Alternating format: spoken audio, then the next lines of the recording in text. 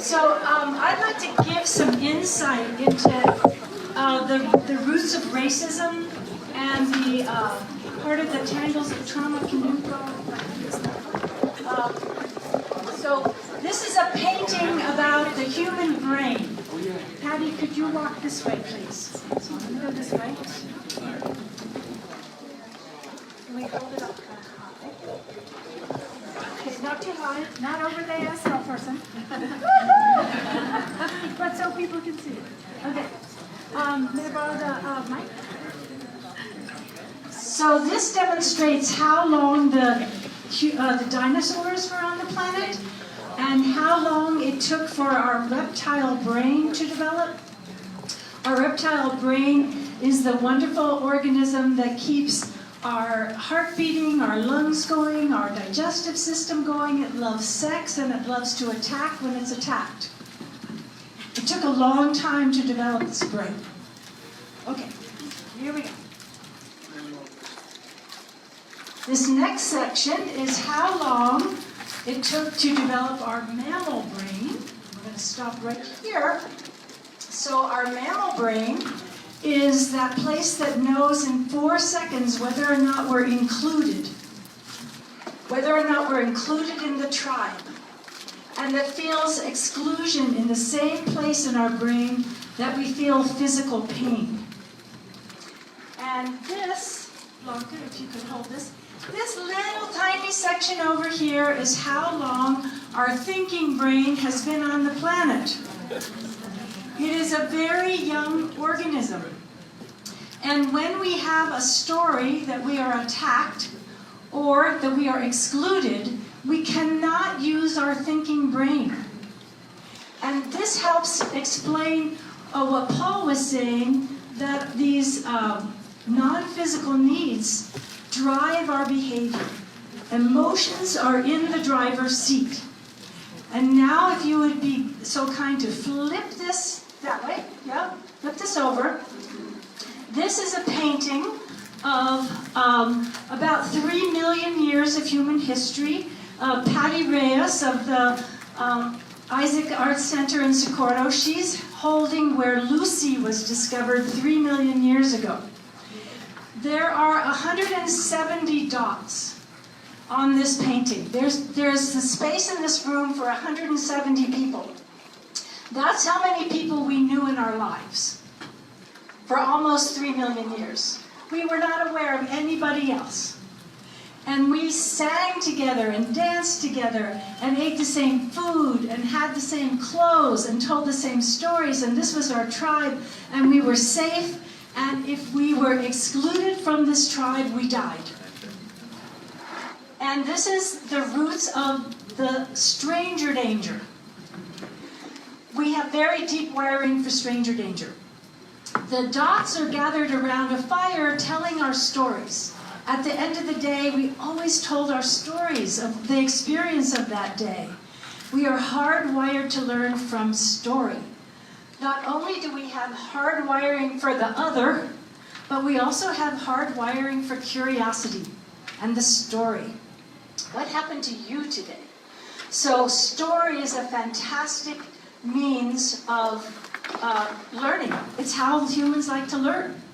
And right here is where farming began and where cities started to grow and where we began to come in with to meet complex other cultures. So our hard wiring for curiosity can outweigh our hard wiring for stranger danger. And since we stepped on the moon and saw the Earth hanging in space, we understand that we're one species, we're one family. There is no other on this Earth. And now I have an 8 because we are aware of 8 billion people, not 170. And it short-circuits us. We know about the suffering of 8 billion people. It's not what we're used to. And we need these kinds of gatherings to strengthen us so that we have this mycelium network of support for a world that works for all beings. And there's a little infinity sign at the bottom that stands for now we can be nurtured by an infinite number of cultures. It's an amazing time to be alive, and peace is possible.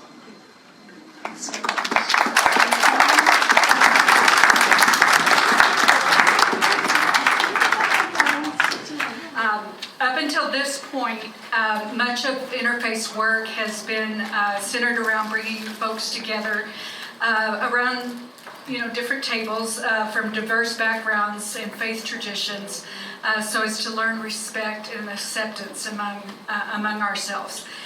We've also, some of the work that we've done over the years is had citywide prayer gatherings. The one that was the saddest for us, but also the most meaningful in a lot of ways, was the one after August 11th in 2019, after the Walmart shooting in Ponder Park. And so, as many organizations, we were kind of shut down a little bit during, COVID. I think we all experienced that. But now, as we're beginning to do, we now have monthly meetings with Faith Leader Group, which was the group that first started the Interfaith Alliance, and then also the community groups.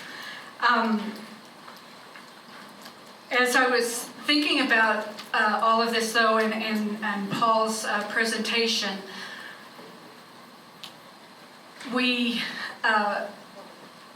I love what we do in Interfaith and the people that we gather together. I love what is happening here today and gathering.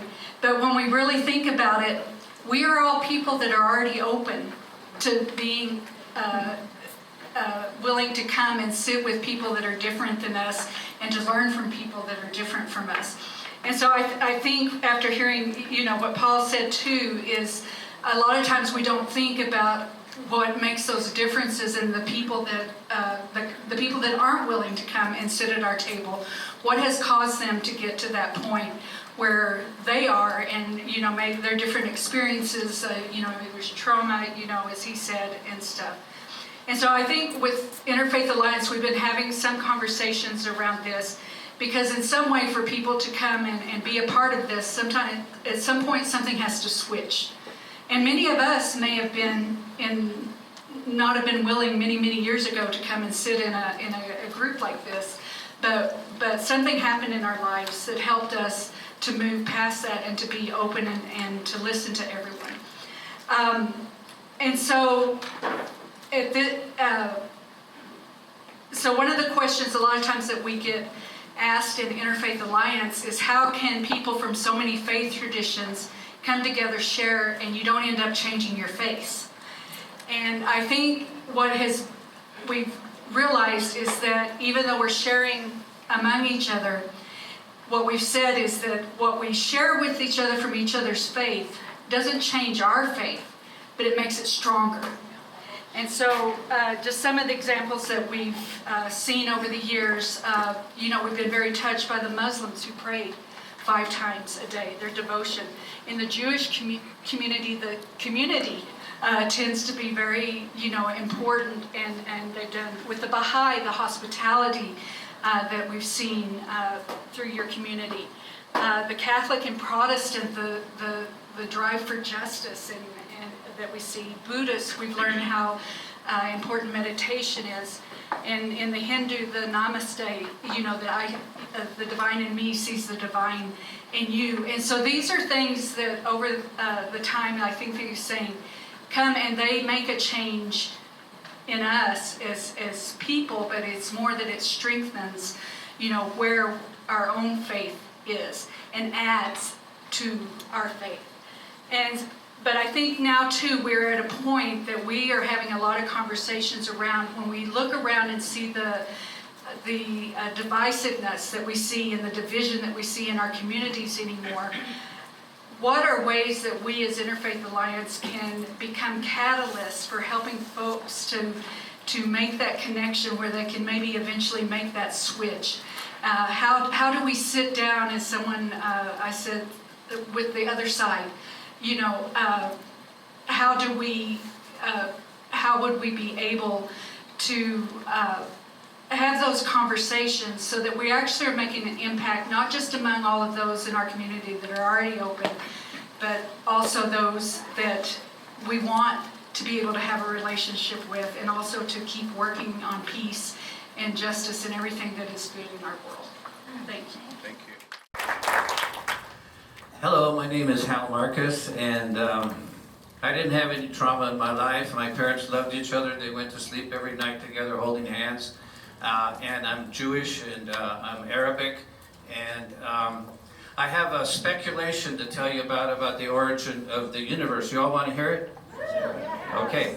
All right, so what happened is I did a mural. I'm an artist, a painter. I did a mural called The 7 Days of the Creation of the World. And in this mural, I had the first day where there was light, and then the second day where there was the planets, and then there was the fish and the moon and the stars, and then on the seventh day it was man and woman. So my son Marco came up to me and said, well, Dad, what happened before the beginning? You know, and I said, oh, gosh, I don't know. And so I meditated on it. I went and talked to the rabbis, true story, and I said, you know, what happened before the beginning? And they said, well, what do you think happened before the beginning? So I thought about it, because I had the words written on the mural, and I said, God's love flowed for millions of years without any form through the darkness. It was just a speck. And as you all know, when you have an idea that comes very, very strongly, all of a sudden you just explode. And so this speck, which is a part of my speculation, exploded. Love was created, and the planets were created, and the stars and the moon and the stars and the sun and the butterflies and the rhinoceroses and the mosquitoes and the butterflies and the alligators. It all just started happening in a big explosion. And I talked to this about the rabbi, and they go, well, that sounds really good, you know? That sounds like a good explanation. So I'm telling you about this because this speck, which is full of love and idea, is the reason we're all here today. And if we can find that speck within ourselves, okay, which we all know beyond being born, even, that there's a reason. And so lately, a couple of days ago, it was a full moon. I was in my jacuzzi and the moon was coming right in. And I realized, you know, people always wondering happens after death. But I have a new theory, is that what happens after you're born? I think actually you go to heaven when you're born. So this is heaven right now. If you go outside, you see the stars and the moon and the sun and the people and the plants and the butterflies and the alligators and the rhinoceroses and, you know, all the beautiful things and the rainbows, you'll realize, you know, it doesn't really get any better than this. We all think about it's going to happen better when we're dead or when we're rich or when we're retired. It's actually happening right now. This is heaven. That's what happens after you're born. Before you're born, you're just a part of that speck dreaming of eternity before it even happens. Like that first speck that happened before the creation of the universe. So my daughter, Lelania, calls me the ultimate optimist. That's what she calls me, the ultimate optimist. Because I do believe in peace. And I went on a pilgrimage to Turkey with the Muslims and the Jews and the Christians, you know, with the Interfaith Alliance, you know. And I learned that in the Torah, which is the Old Testament, more than any other commandment, 34 times it says, welcome the stranger. More than the 10 commandments it says, welcome the stranger. Why? Because we're all strangers. Because the Jews were the strangers in Egypt. Because the Jews built the pyramids in Egypt. So you or me, I am you, we are all the same. And so through the speck that we need to remember, we'll realize that it's our karma, basically. You mistreat somebody, you don't welcome somebody, then you're not going to be welcomed, right? That's a law of nature, that's karma. So through going back to what my son asked me, about what happened before the beginning is basically the reason that we're all here and the universe is what it is. How many people here think that love is stronger than hate? Yes. Good. How many people think that hate is stronger than love? How many people think it's like half-half? Well, that's pretty awesome. So, in that case, we should all believe in love. And in the Old Testaments and in all these sages, they say one day there will be peace. One day we will melt our swords and make them into plowshares. Well, that's what we need to do. I love Pax Christi, I love Patricia Delgado, because about 20 years ago you showed me a film on Reverend John Deere, remember? Reverend John Deere 10 times went to jail because he would break into the military complexes and he would have a hammer and he would go to the warplanes and he would beat them. And the police would come in and they would arrest him. And he would go to jail. And I thought that was the coolest thing in the world. And so, true story, my Jewish temple asked me to be vice president of the Jewish temple. And I said, if you rabbis will look at this video of Reverend John Deere and what he did to the military complex, then I will become a part of the board of directors.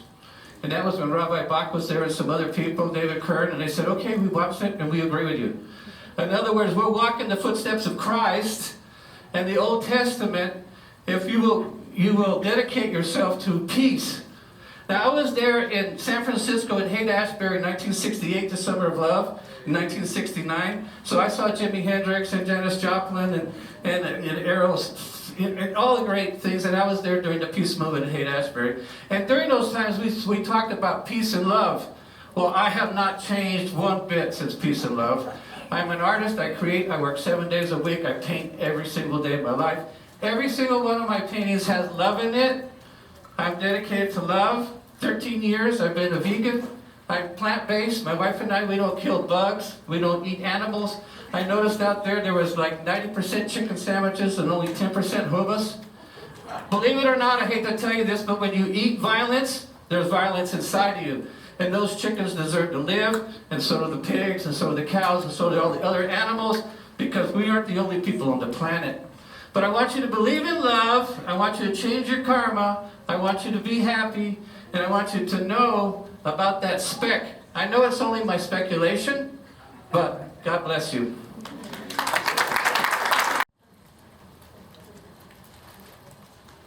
So now I invite you to take 3 deep breaths, and I'm going to lead you through a short meditation. And everybody that has spoken right now, I want you to hold it in your heart. So you're going to take a deep breath, and you're going to relax and release with the out breath. If you sit up straight, it helps the energy move around your body. Try not to cross your legs. So take another deep breath, releasing and relaxing with the out breath.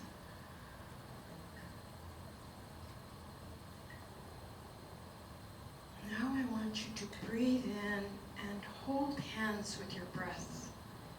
Your awareness, your mindfulness is going to hold hands with the breath. And so we're going to hold hands with the breath as it goes in the body. And hold hands with the breath as it leaves our body.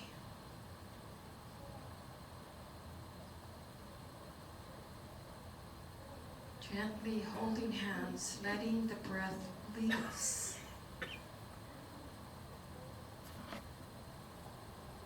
Letting the breath lead us. We're allowing the breath to do what it knows what to do.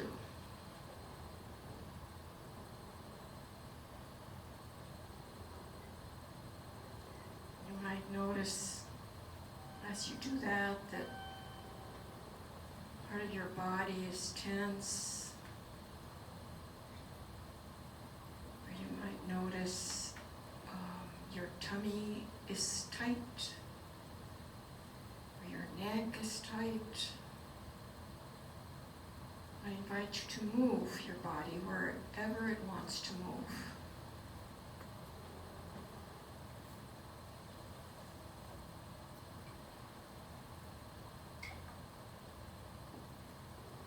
Then I invite you to come back to the breath.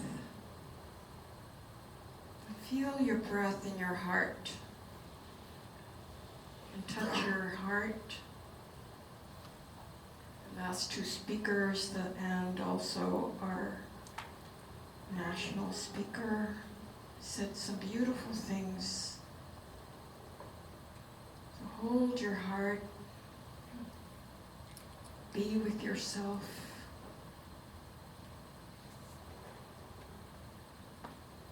And feel the beat of your heart.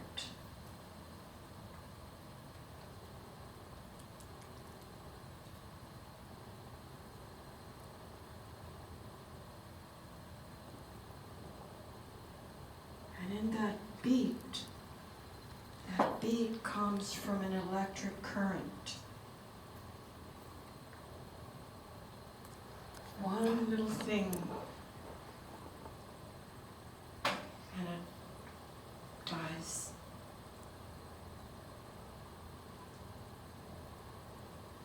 So appreciate that beat, that life. So precious, so precious.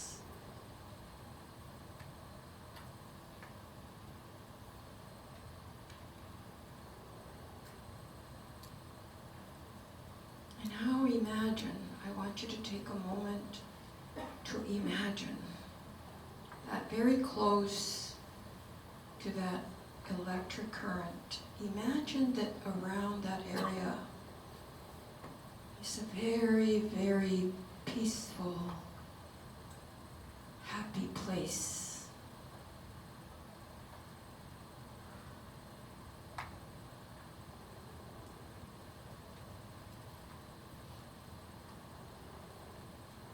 And I would like you to know that within all of us, some of us call it God, some of it call it Allah. Some of us call it the Creator. Some of it call it the universe, the mind, whatever you call it, it's the same. Within all of us is the potential for kindness, for love, for infinite wisdom, infinite compassion. And in this crazy world, right now, with all the hatred, all the screaming, all the racism, and you get yourself tight, scared, lonely, touch your heart.